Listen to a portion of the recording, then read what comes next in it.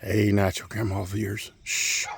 Don't tell Laura that I pulled up one of her carrots. I don't think she even watches the YouTube channel.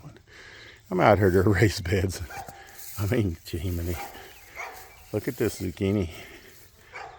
Zucchini plants never been so healthy as they are in a raised bed. It's, in that compost we made with our chickens.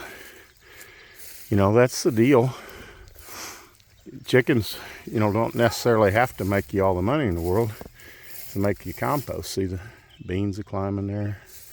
She's got new beans over there. She's got beans going up over there.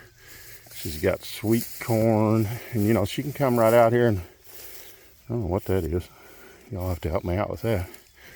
And then, right here by the tractors, or by the raised beds with the tomatoes climbing up over the trellises, she's running a chicken tractor right here with little chickies in there wandering around.